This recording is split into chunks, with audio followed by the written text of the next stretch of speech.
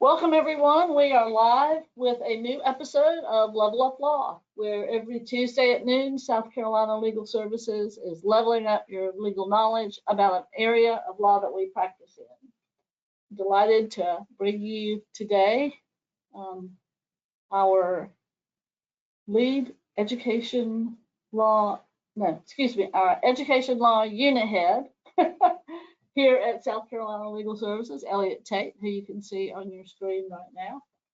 I'm Susan Ingalls, Senior Staff Attorney, host of the Level Up Law Show, and Kenneth Elliott, our producer, is in the background working all the technology for us, and we appreciate everybody being here. Elliott is from our Charleston office, terrific attorney and excellent in the area of education, which is why he's the unit head for us. But before Elliott gets into today's topic, which is FERPA, the Family Education Records Privacy Act, very interesting topic, I think, for all of us. We do want to remind you that this is not legal advice. It's just general information for the public, but it is important information, and that's why we're bringing it to you. If you do need the help of a lawyer on this or any other topic, please do apply for our services. You can wait till the end of the presentation and see all of the ways that you can apply, either by telephone or online, and ways to view all the various resources that we have, and to check out our social media. So Elliott will be providing all of that information at the end of his presentation. You can answer general questions if you have them, so definitely put those in the box. And I think that's all I have. Without further ado, I'm going to turn it over to Elliott. Thanks so much for being here with us, Elliott. Yeah, thanks, Susie. Thanks, Kenneth. Yeah, let's get into it. So FERPA, your rights to school records and videos. This comes as a result of a case I've had recently. So let's get into it. All right, what's FERPA? It's the Family Educational Rights and Privacy Act. It thankfully has enough vowels in it for us to be able to use it as an acronym. So FERPA is very commonly used as a term of jargon. And I was surprised in doing my research for this that it got passed in 1974. It feels like a more modern statute, but it's been around for longer than I have. And there's the code section that you can find it, and the reg section as well. So there are two purposes for FERPA. One is to grant parents and students who are adults access to information, to their kids' records. I mean, there's very few things more important than a kid's education, right? I mean, as a parent, especially, one of the most important things to me is the education that my kids are getting. And what enables me to be a good parent and advocate for my kid and ensuring that they are getting the education that they need to thrive as a human is information, right? I need that information from the school. And that is what FERPA, the main purpose of FERPA is to grant us as parents access to those records. It's sort of like a parallel to FOIA that you might be familiar with, the Freedom of Information Act. So, you know, a public school, like a public agency, receives public funds, and therefore, you know, the records that they keep should be accessible, right? But of course, these are kids, so they're not accessible to just anyone, like a FOIA request would be, right? So that's sort of the parallel here, is granting parents access to records held by the school because they're publicly funded and because education is super important. And parents need to stay on top of the school and their kid.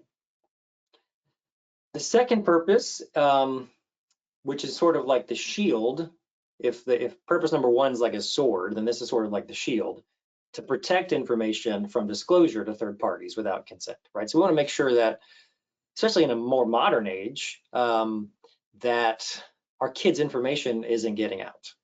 That teachers, administrators are not talking about our kids when they shouldn't be, or sharing that information when they shouldn't be.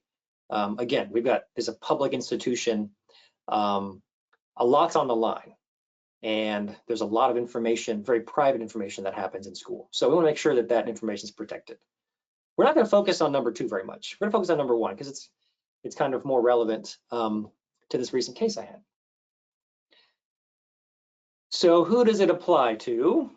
So schools who receive funding from the Department of Ed, basically. So public schools and most post-secondary schools. Even if a post-secondary school, so we're thinking of like colleges, universities, that sort of thing. Even if they are quote unquote private, most of them do receive some kind of funding from the Department of Ed. And if you're a student who's over 18 and you're in post-secondary school, then FERPA allows you to access your records. It typically doesn't include private parochial schools when we're talking about, elementary, middle, high schools, because most of those schools, with some exceptions, of course, are not receiving funding from the Department of Ed. So FERPA would not apply in those cases.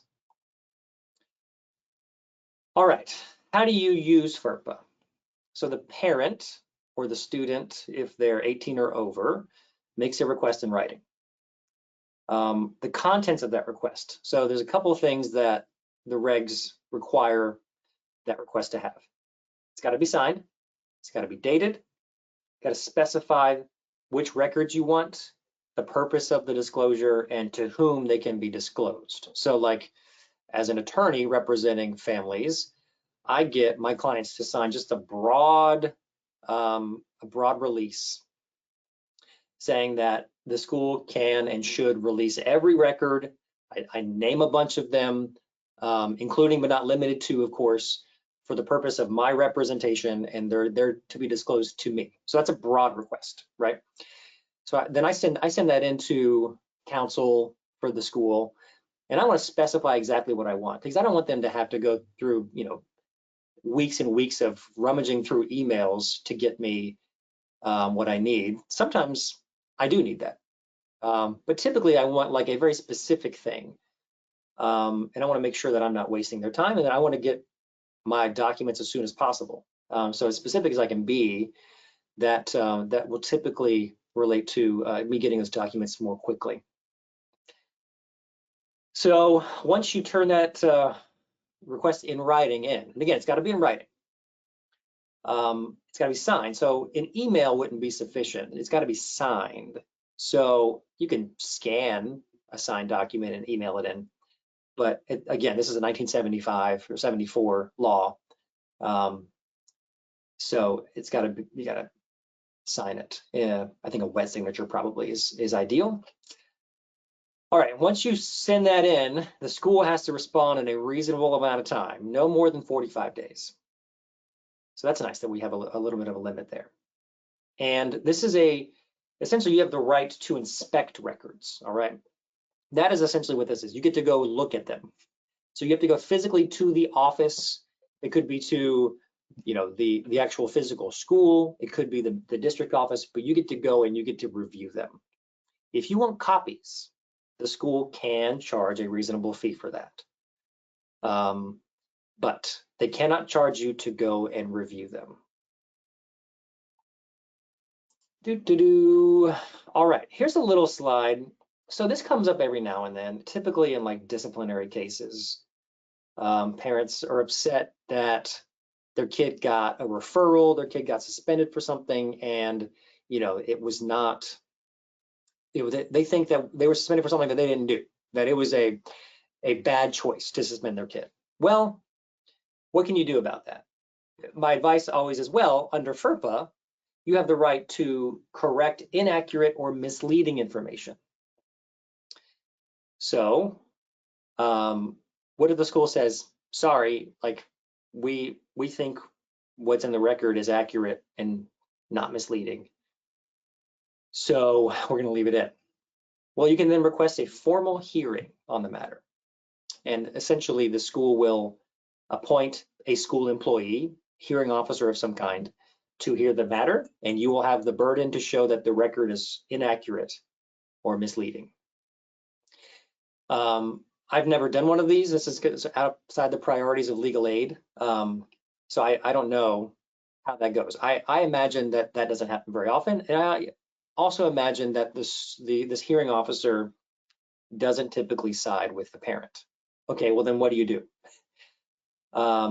If the hearing officer does not rule in your favor, the parents can attach a statement to that record. So let's say little Johnny gets suspended for something and mom and dad think it's bogus. Well, whatever the vice principal wrote in the suspension is bogus. You go through the process. The best thing that you can do is attach a statement. So that I guess, most parents in these situations are imagining like college applications, admissions, reviewing their records. And sometimes that's a legitimate concern, sometimes it's not. But in a high school situation, it probably is. So that college or university institution is going to be reviewing those records, and they will see, I assume, a statement or a note from the parent saying, the suspension from Johnny back in 2022 is bogus, and here's why. What is the school going to do with that? I don't know. But that is your avenue for relief when it comes to correcting records. What does FERPA cover exactly? So what records are we talking about? You got to hit two things. Records, which meet both of these, has to quote unquote directly relate to the student. So that's a term of art, has to directly relate to them. And then it's got to be maintained by the school. All right, so what does that mean? Well, let's take a look at it. Surprisingly, directly relates is not actually defined in the regs. We've got some guidance, years and years of guidance from the Department of Ed, who I shorthand to put DOE, Department of Education. And we got some court guidance as well from this stuff. So what does it include? Grades, transcripts, class lists, student course schedules, health records when you're at the K through 12 level, student financial information when you're at the post-secondary level, college, that sort of thing. Student discipline files. Very, very clearly that's covered as something that directly relates to the student. Information can be recorded in any way, including handwriting, print, computer media, videotape, email, microfiche, if you remember what that is. So pretty broad, right? Thankfully, pretty broad. It doesn't include records that are kept in the sole possession of the maker and used as a personal memory aid. So essentially, like if a teacher writes a note down on their desk and that doesn't make its way out of their classroom, basically, it's just for their, I need to remember something, then that's not going to be covered. Essentially, the idea, I think, is, a lawyer or a family is going to request these documents of the centralized office, and that centralized office needs to be able to go get those documents. And a little post-it note on the corner of the teacher's desk, that's not really accessible, number one, but two, it's probably just not relevant or helpful anyway. So that's not going to amount to something that directly relates under FERPA. Expressly does not include law enforcement records. So police reports that are generated at school are not going to be protected by FERPA. Right now, we got two questions here. It's kind of setting myself up. Some softball questions. What about records that include multiple students or security camera footage? Well, let's have a look. Generally, security camera footage, because as we know, most schools have cameras all over the place. They got cameras on the buses even, right? And that camera footage is not automatically a school record under FERPA. It doesn't directly relate to them under FERPA unless the school uses that footage for some kind of action. Typically, it's like a disciplinary action. So if a school says, yeah, we suspended Johnny because he pushed someone in the hallway, mom and dad could say, well, I want to see that hall camera footage. Yep, you can. But if it, if it doesn't relate to that, then let's look at the other options. Video shows the student violating the law. Okay, yeah. So not sure why mom and dad would want that unless it's probably already amounted to a suspension or expulsion, but there's that option for you. Number 3, the video shows a student getting injured, attacked, victimized, or having a health emergency. So that's obviously important. That becomes something that directly relates to the student. Or the person or entity taking the photo intends to make that specific student the focus of the photo or video. And I've got, thankfully, the Department of Ed has an example for each of these that I want to review here. So let me get to the next slide. All right, so examples of situations that may cause a video to become an education record under FERPA. School surveillance video shows 2 students fighting in the hallway, used as a part of a disciplinary action, is directly related to the students fighting, right? So you get suspended for fighting and happened somewhere where there's video footage, boom, education record under FERPA. Classroom video that shows a student having a seizure is directly related to that student because it depicted a health emergency, right? So you want to know what the school did when your kid had a seizure and there's a camera in the classroom, boom, you can get it under FERPA. I thought this was interesting. The school maintains a close-up photo of 2 or 3 students playing basketball with a general view of student spectators in the background. The photo is directly related to the basketball players because they're the focus of the photo, but not related to the students pictured in the background. So seems a bit of a silly splicing of hairs, but there we go. Now let me tell you my little story as I sip my tea here for story time. So why we are here talking about FERPA. I was representing a family at an expulsion hearing, and there was there was a bit of a debate. Well, there wasn't much of a debate about the facts, but the mother wanted to review the security footage. Now, the security footage was not provided at the hearing. I don't think it was helpful for the hearing either, but my client wanted to review it. So she made that request known, and the vice principal for the school sat up straight and said, well, that the video footage, security footage from the, I guess the yard, the backyard, the playground area, it shows multiple students' faces, and like 15. And because it includes multiple students, that under FERPA, they were not allowed to disclose it because that would violate the other students' privacy rights. And I jumped up and said, no, that's not the law.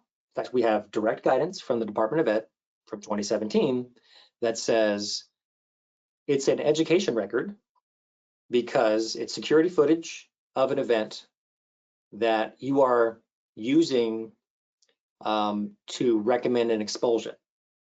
So you're taking disciplinary action based on something that happened at school, and there's security camera footage of it. That's a record under FERPA that my client can access. And just because other students' faces appear in it doesn't mean that she can't access it. The guidance is that she can't get a copy of it. She can go review it, right? So she can go to the school and to wherever they can review stuff. Typically it's in the administrator's office, and they can review that footage, but they cannot have a copy because it's got other kids in it, right? So that is not the first time I've had to correct a school administrator on that. It's unfortunately pretty common. And the question then becomes, what are they trying to hide? And my client was just like, I want to make sure that whatever she's saying is exactly true, and I don't know that she's being completely accurate. So I got a signed FERPA release from my client, emailed it to their lawyer, and said, all right, y'all got 45 days to let my client into the doors. It took a couple of reminders too. So that is the story time here. So again, because there's video footage, because the school was using the content of that video to take disciplinary action against my client, it becomes a FERPA record that she can access.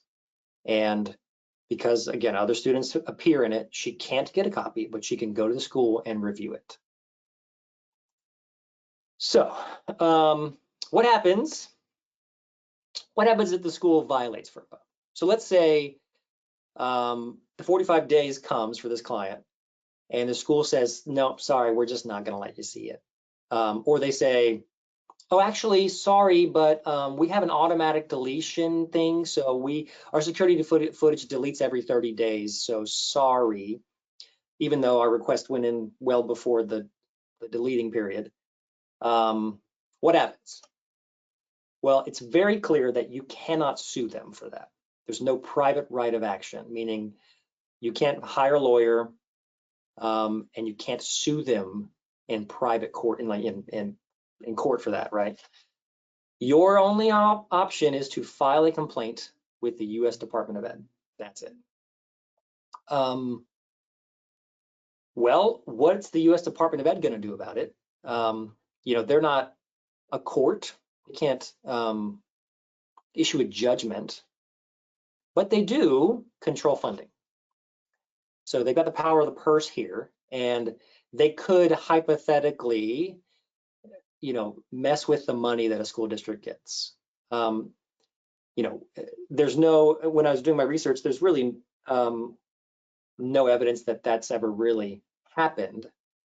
I guess maybe the threat of that is enough for a school with half a brain to clean up their act. But it's not a great avenue for relief. But there it is. That is FERPA in a nutshell, and your rights to videos and photos in school.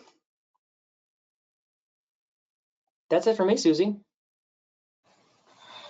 Wow, thanks so much, Elliot. That is such good information to know. It's so simple, but yet so often overlooked, or people aren't really don't really know how to assert those rights. So I'm interested that so a parent could ask for a video because that language about victimization.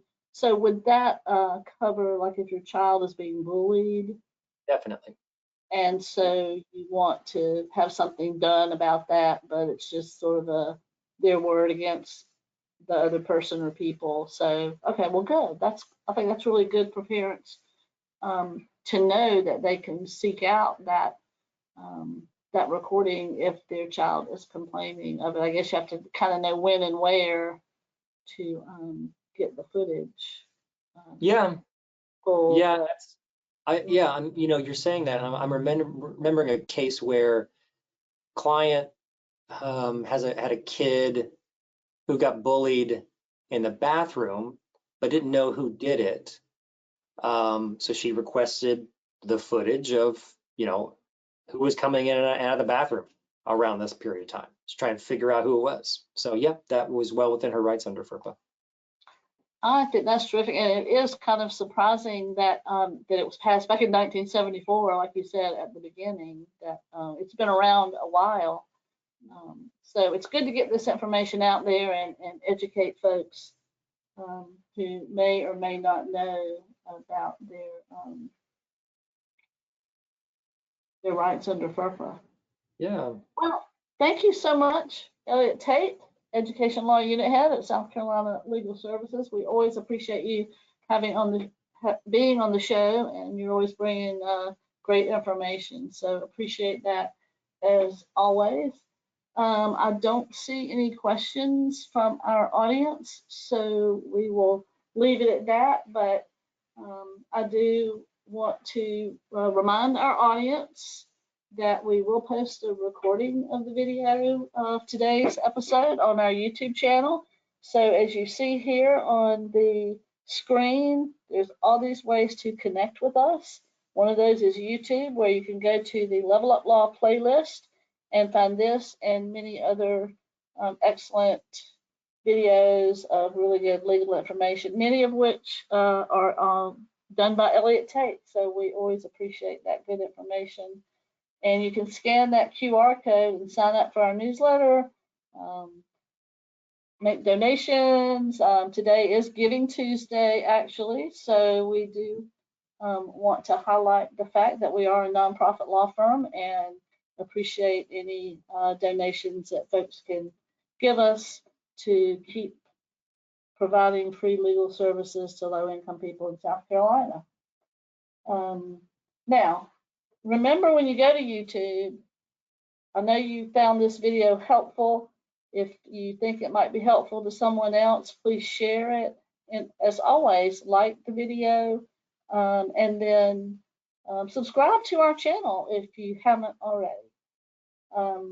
Now, I want you to be sure and check out those social media handles. We put out a lot of good information there, including alerts about upcoming episodes of Level Up Law. So that's a good way for you to get the information, and sharing it out there is a great way for us to get the word out and get this great information to as many people as possible. They may not need it, but they may know somebody who does. So definitely share that out. And I do want to thank you, our audience, whether you're live or on the replay on our YouTube channel. We really appreciate our audience being here and having an interest in the information that we're putting out, as well as an interest in what we do here at South Carolina Legal Services. So thanks again to Elliott Tate, our producer, Kenneth Elliott. And that concludes today's webinar. Be sure and tune in next week on Tuesday at noon for another episode of Level Up Law. Thanks, everybody.